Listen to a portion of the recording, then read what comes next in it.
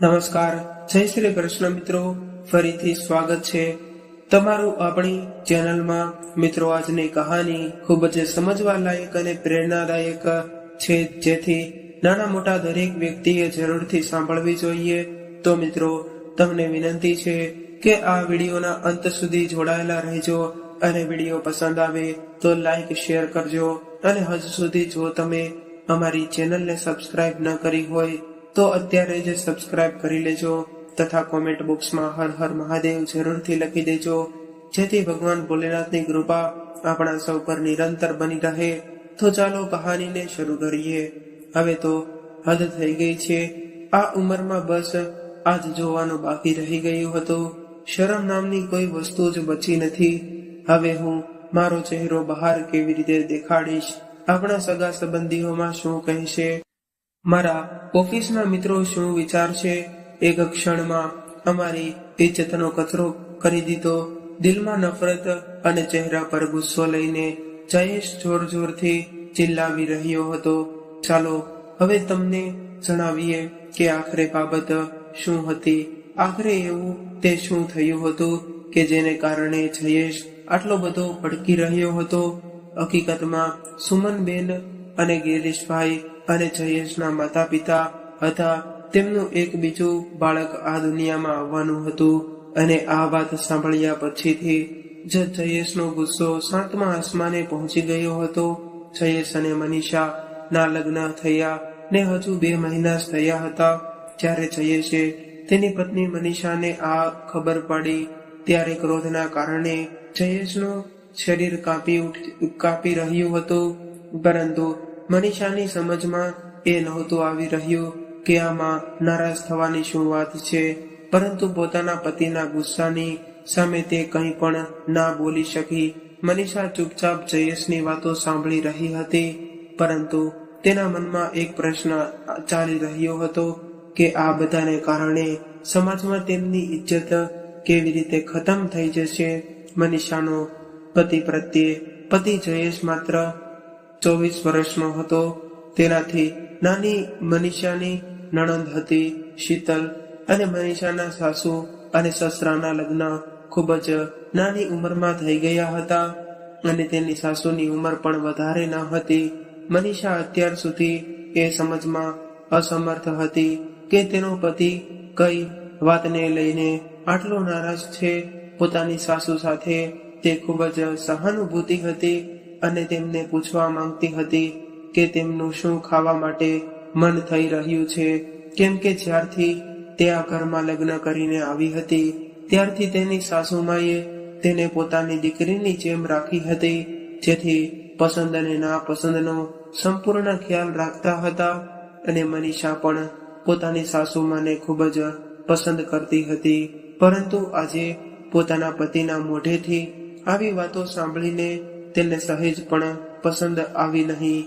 સાંજે જ્યારે ગિરીશભાઈએ ઘરના બધા સભ્યોને આ બાબતમાં વાત કરવા માટે ઘરના હોલમાં બોલાવ્યા, ત્યારે કોઈ પણ વ્યક્તિ તેમની વાત સાંભળવા માટે પોતાની રૂમમાંથી બહાર આવ્યા જ નહીં. અને ગિરીશભાઈ સરકારી સ્કૂલમાં મુખ્ય શિક્ષક તરીકે નોકરી કરી રહ્યા હતા.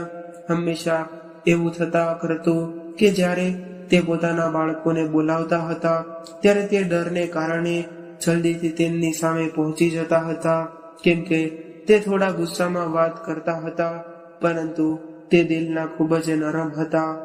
તેઓ ખૂબ જ પ્રભાવશાળી વ્યક્તિત્વવાળા વ્યક્તિ હતા.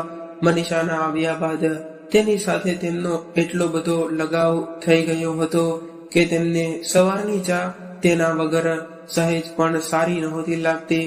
તેઓ તેને હંમેશા દીકરી કહીને બોલાવતા હતા.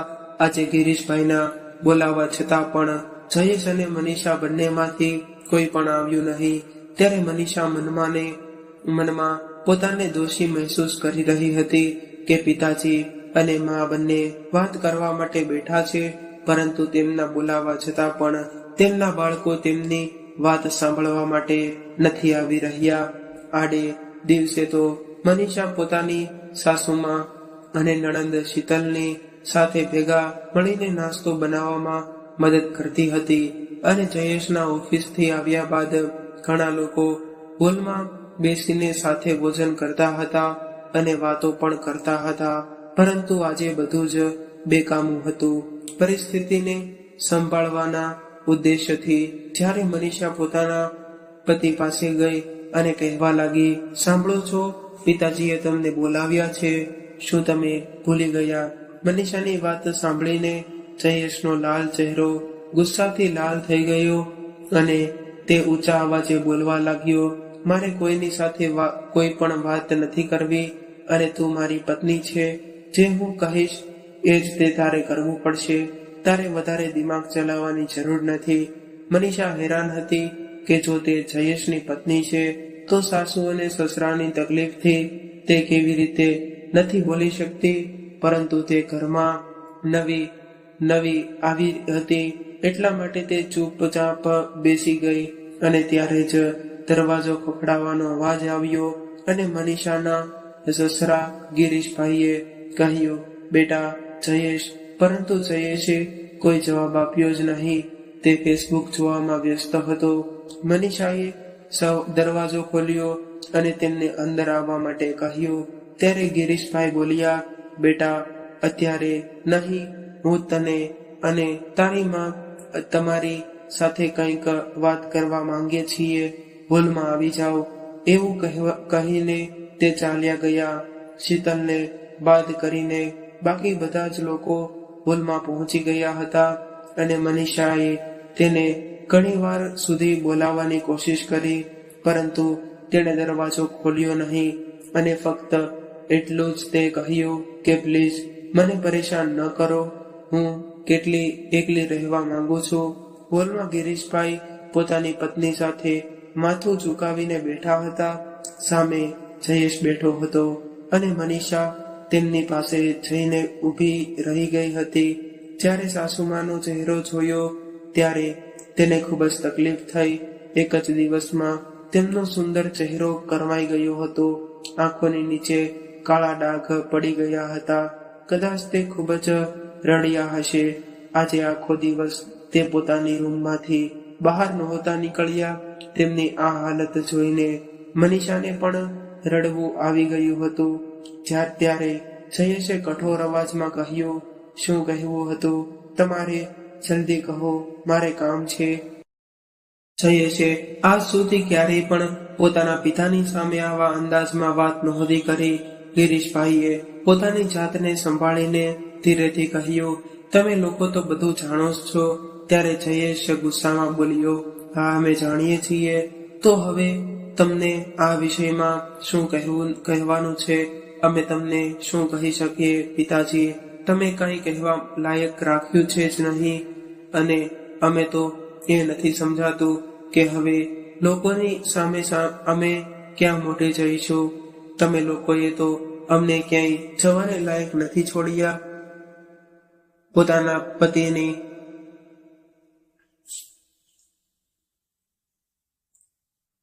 વાત સાંભળીને મનીષા ક્યારેક તેમની સામે જોતી તો ક્યારેક તેમના સાસુ અને સસરાની સામે જોતી.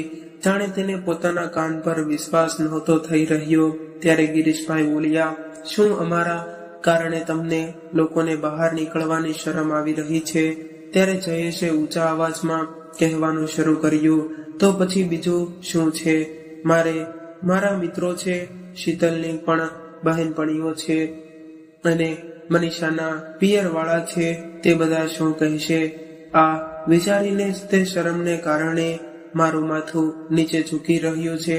પોતાના દીકરાને આ રીતે વાત કરતો જોઈને સુમનબેનની આંખોમાંથી આંસુ વહેવા લાગ્યા. મનીષાએ ઝડપથી તેમને પોતાના ગળે લગાવી લીધા અને તે ખૂબ જ તકલીફ થઈ રહી હતી. પરંતુ જયેશ બોલી ગયો હતો કે આ બધા કારનામા કર્યા બાદ તમે અમને હોલમાં બોલાવીને આ સભામાં કરીને બેઠા છો.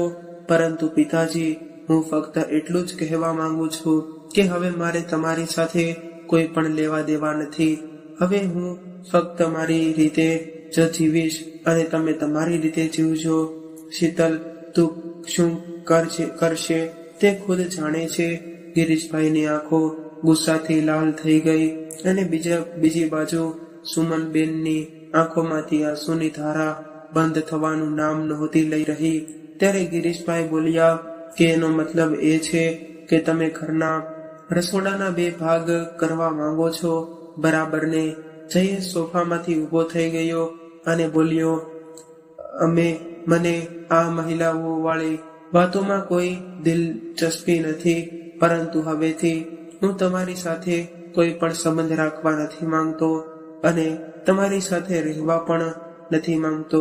ત્યારે ગિરીશભાઈ પોતાના આંસુ લૂછતા બોલ્યા, તો ઠીક છે, જો તું અમારી સાથે રહેવા નથી માંગતો તો હું અને તારી માં પોતાના ગામવાળા મકાનમાં રહેવા માટે જતા રહીએ છીએ. ના, આટલું અહેસાન કરવાની કોઈ જરૂર નથી. પહેલા જ તમે અમારો બધી જગ્યાએથી મજાક બનાવી ચૂક્યા છો. આવું કહીને જયેશ પોતાની રૂમમાં ચાલ્યો ગયો. બીજી બાજુ હોલમાં જઈ માતા પિતા પોતાના બાળકોનો વ્યવહાર જોઈને ખૂબ જ દુઃખી થઈ રહ્યા હતા.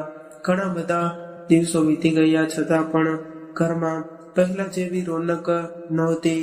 જયેશ અને શીતલ બંને ભાઈ બહેન પોતાના માતા પિતા સાથે વાત નહોતા કરતા અને તેઓની દુનિયા ફક્ત પોતાના રૂમ પૂરતી જ સીમિત હતી.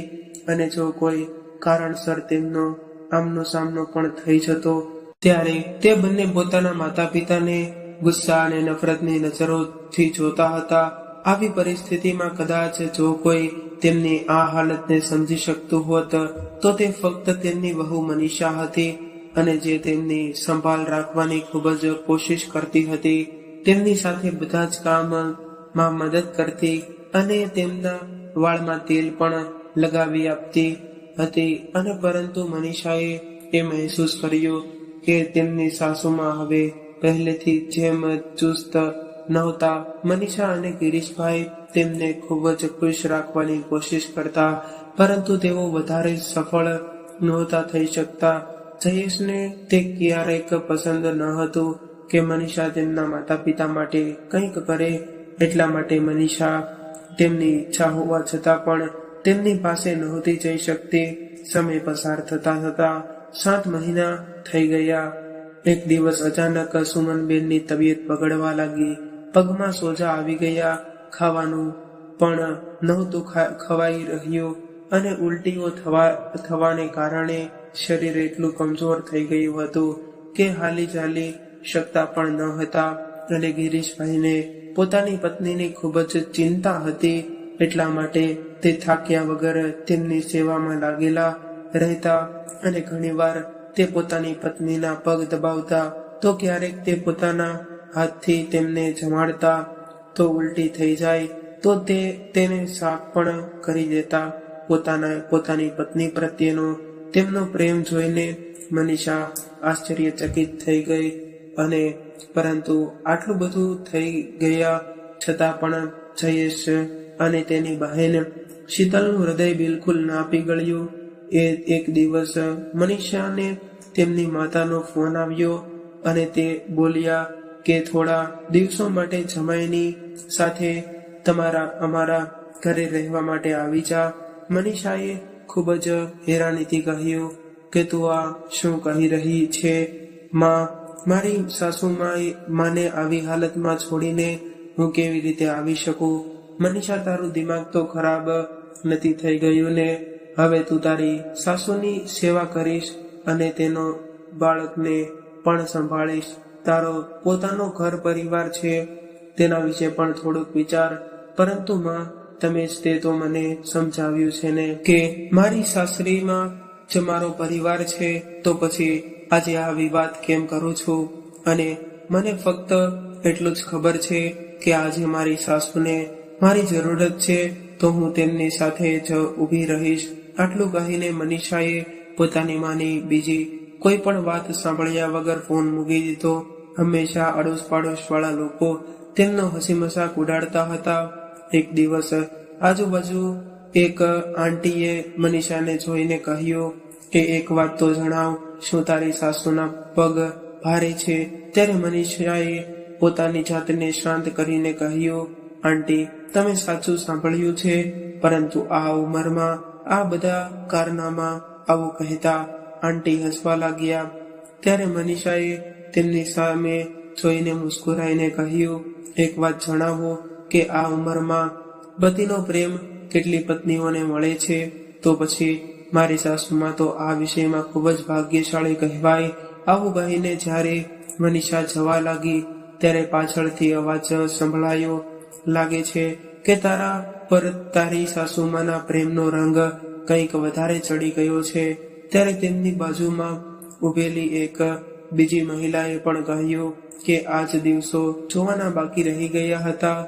મનીષાને તેમની વાતો સાંભળીને ગુસ્સો આવ્યો, પરંતુ તેમની કોઈ પણ વાતનો જવાબ ન આપીને ઘરે પાછા આવવું એ જ તેણે યોગ્ય સમજ્યું.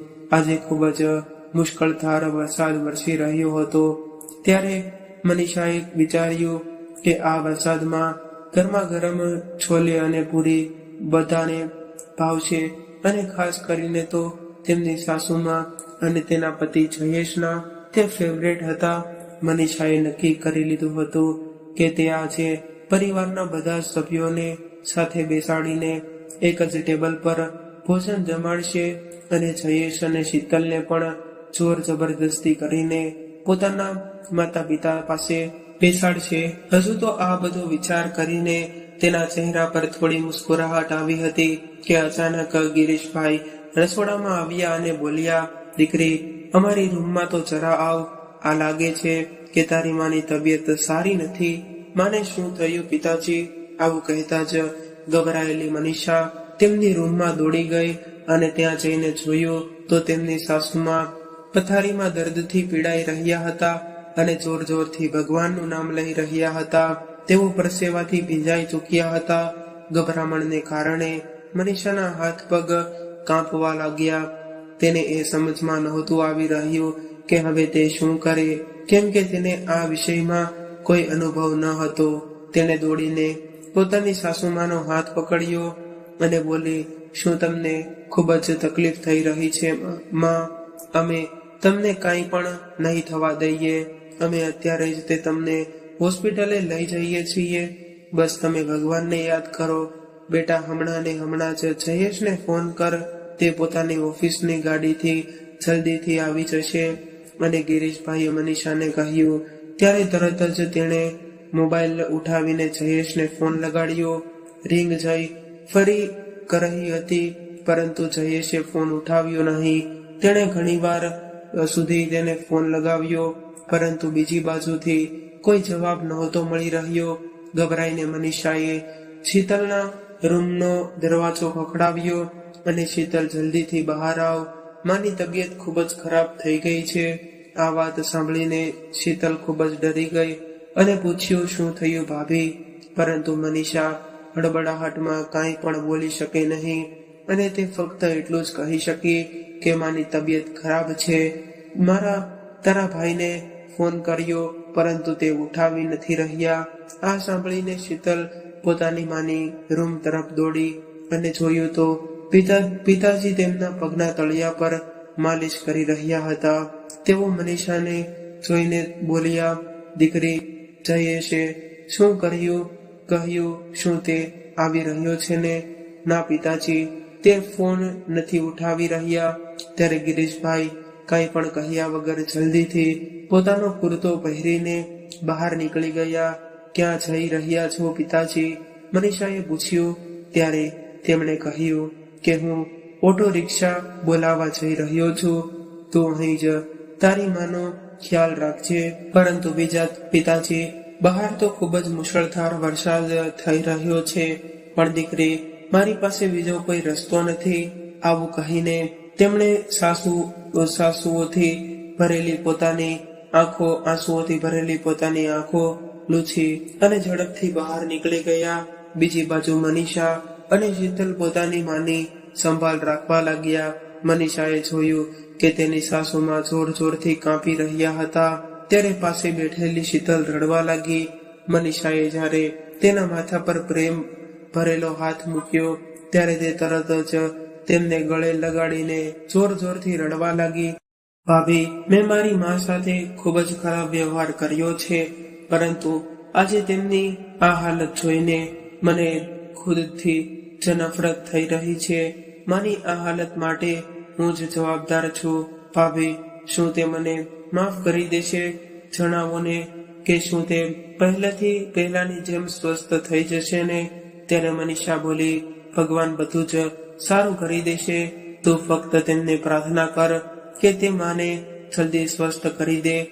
તે સમયે સુમનબેને શીતલને પોતાની પાસે બોલાવી અને શીતલ એના નાના બાળકની જેમ તેની પાસે જઈને રડવા લાગી અને સુમનબેને આવી હાલતમાં પણ તેના માથા પર હાથ મૂકીને ખૂબ જ પ્રેમ આપ્યો. બીજી બાજુ મનીષા પોતાના પતિને ફરીથી ફોન લગાડી રહી હતી, પરંતુ તેનો ફોન સ્વિચ ઓફ આવી રહ્યો હતો. ત્યારે મનીષાએ એ વાતનું ધ્યાન આપ્યું કે તેનું પિયર તેના સાસરેથી વધારે દૂર ન હતું. તેણે તરત જ પોતાના પિયરમાં ફોન કર્યો અને પોતાની માને કહ્યું કે ભાઈ ક્યાં છે? મારી સાસુમાની હાલત ખૂબ જ ખરાબ છે. તમે ભાઈને તેની કાર સાથે તરત જ અહીં મોકલી દો.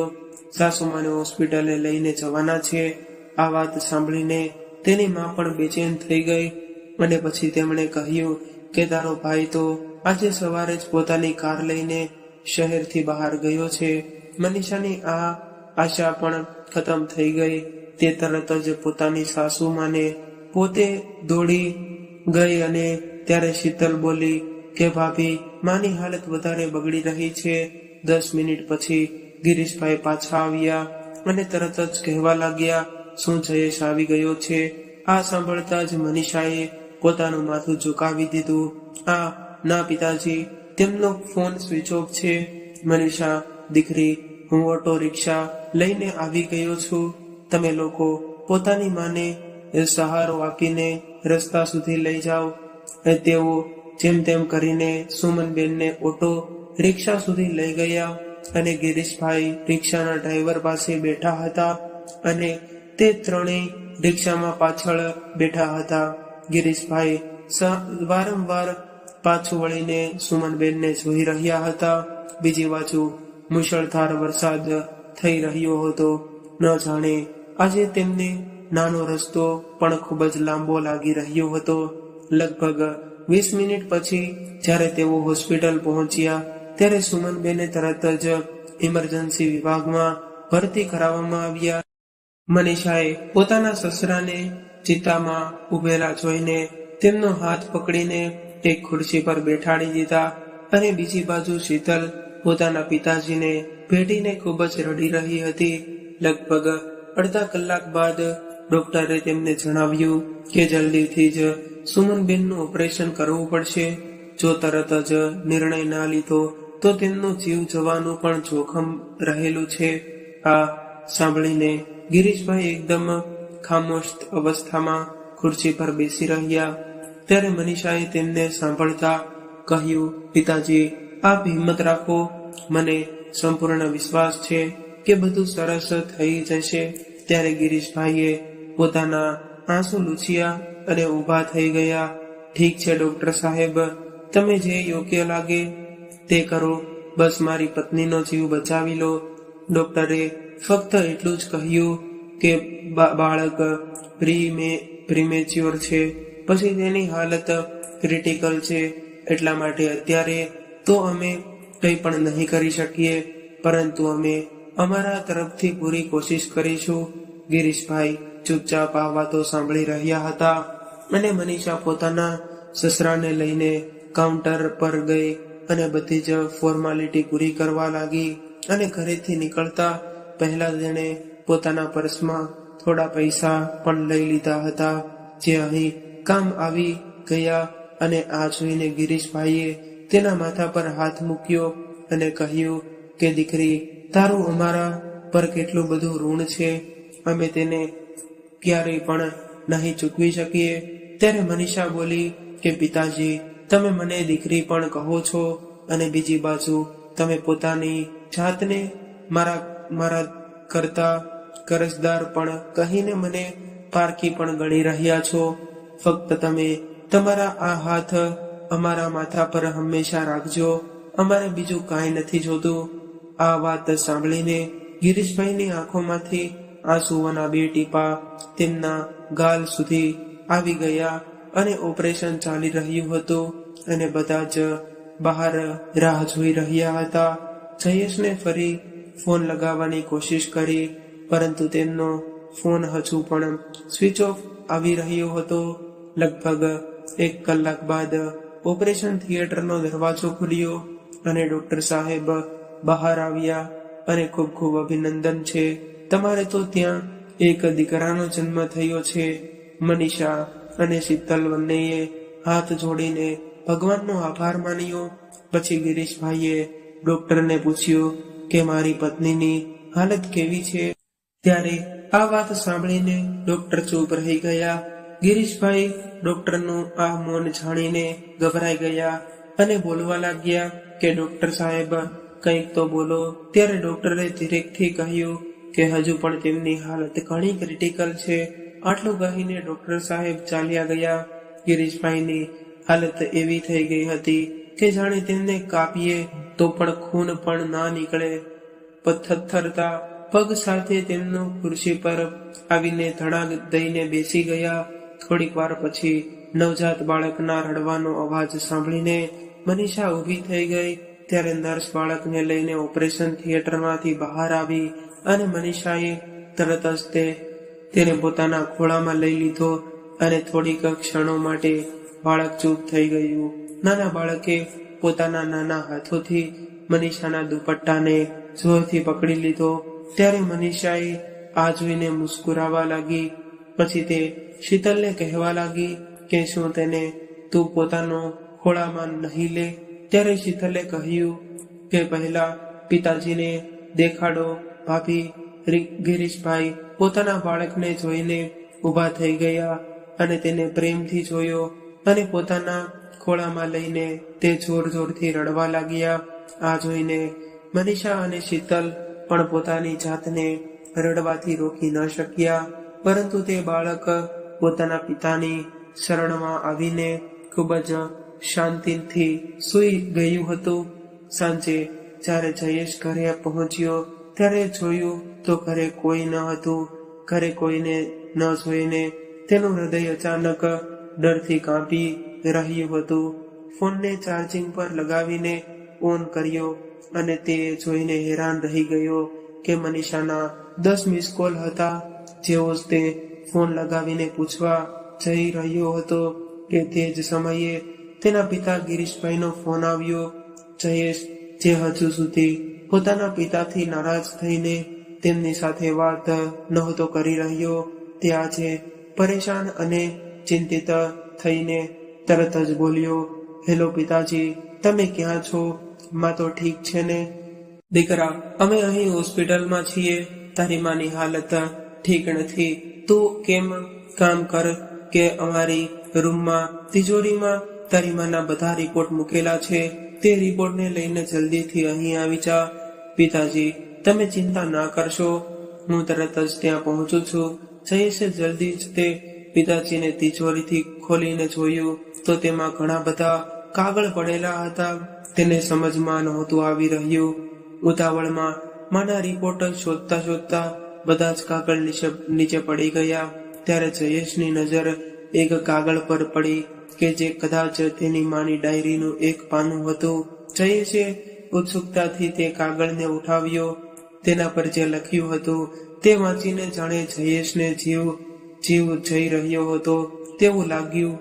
તે કાગળ પર લખ્યું હતું કે વિમળા આપણા ઘરમાં સદસ્યની જેમ નથી.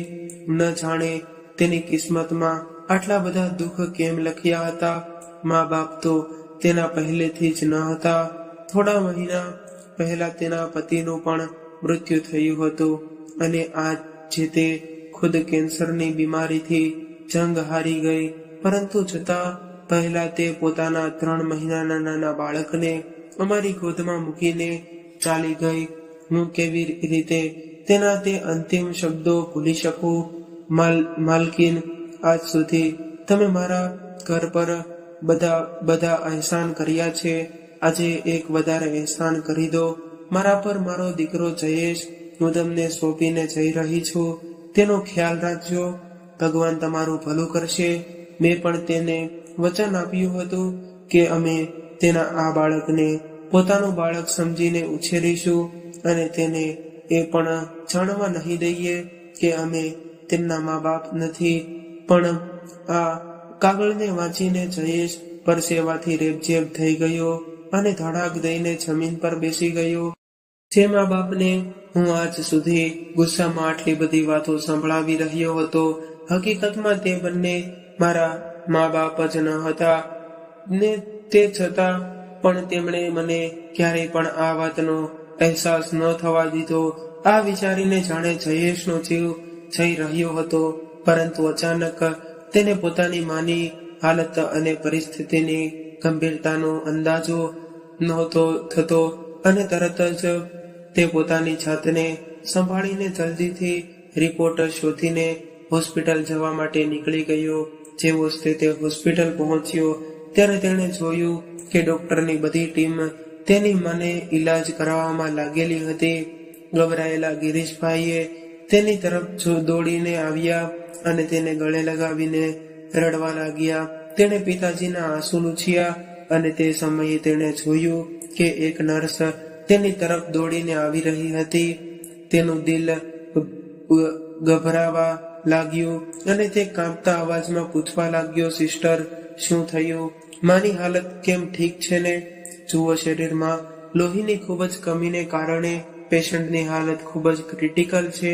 તેમને ચડાવવા માટે તરત જ ઓ પોઝિટિવ બ્લડની જરૂરિયાત છે અને હોસ્પિટલમાં તે બ્લડનો સ્ટોક ખતમ થઈ ચૂક્યો છે. ત્યારે જયેશ બોલ્યો કે તેમાં પરેશાનીની શું વાત છે? મારું બ્લડ ગ્રુપ પણ ઓ પોઝિટિવ છે. તમે જલ્દીથી જ મારું બ્લડ લઈને તેમને ચડાવવાની તૈયારી કરો. ત્યારે બ્લડ ડોનરે કરીને કેબિનમાંથી બહાર આવ્યો ત્યારે મનીષાના હાથમાં નવજાત બાળકને જોઈને તેનું હૃદય કરુણાથી ભરાઈ આવ્યું. ત્યારે મનીષાએ કહ્યું કે શું તમે તેને પોતાને ખોળામાં નહીં લો?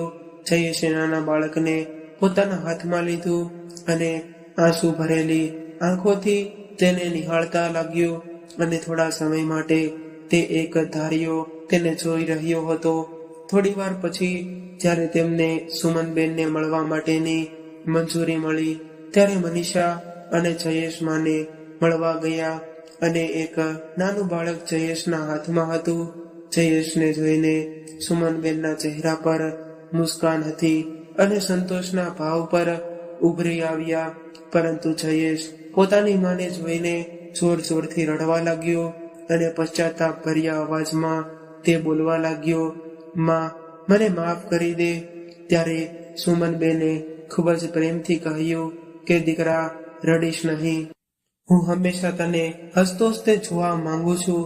પછી ઈશારાથી જયેશ અને મનીષાને પોતાની પાસે બોલાવ્યા અને તેમના માથા પર હાથ મૂકીને આશીર્વાદ આપ્યા અને પછી તેમના માથા પર હાથ મૂકીને આશીર્વાદ આપ્યા અને નાના બાળકને ચુંબન કરીને જયેશને કહેવા લાગ્યા, મારા કારણે તમે તમારું સન્માન ખોયું છે.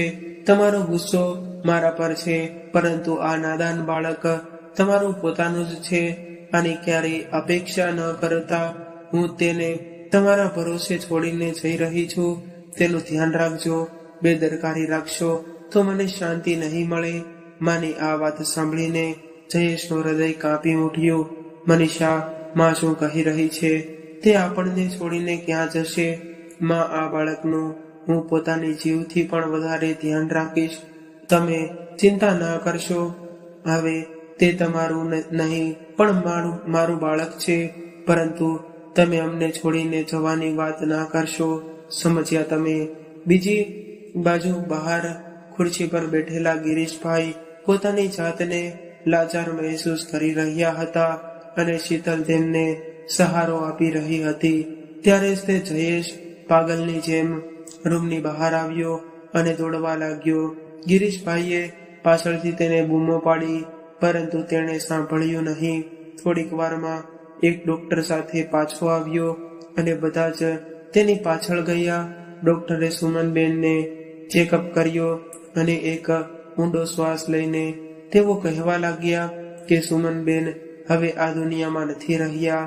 અને જયેશ પોતાની માની પાસે ઘૂંટણ પર બેસી ગયો અને પોતાની માના બંને પગને પોતાના હાથથી પકડીને ચુંબન કરવા લાગ્યો અને જોરથી ચિલ્લાયો, મને માફ કરી દો માં, હું ક્યારેય તમને દુખી નહીં પહોંચાડું, તમે અમને છોડીને આ રીતે ના જશો. કેટલી અજબ વાત છે ને, જ્યારે કોઈ આપણને ખૂબ જ પ્રેમ કરે છે ત્યારે આપણે તેમના પ્રેમને સમજી નથી શકતા, તેમની અપેક્ષા કરીએ છીએ, પરંતુ જ્યારે તે વ્યક્તિ આપણને છોડીને ચાલી જાય ત્યારે આપણે તેના પ્રેમની ગહેરાઈને સમજી શકીએ છીએ. અંતમાં સુમનબેન મૃત્યુથી જરૂર હારી ગયા, પરંતુ તેમનો પ્રેમ જીતી ગયો. તો મિત્રો, આજની કહાની તમને કેવી લાગી કોમેન્ટ કરીને જરૂરથી જણાવજો. અને જો વિડીયો પસંદ આવ્યો હોય તો લાઈક અને શેર કરજો, તથા ચેનલ પર નવા હોય તો ચેનલને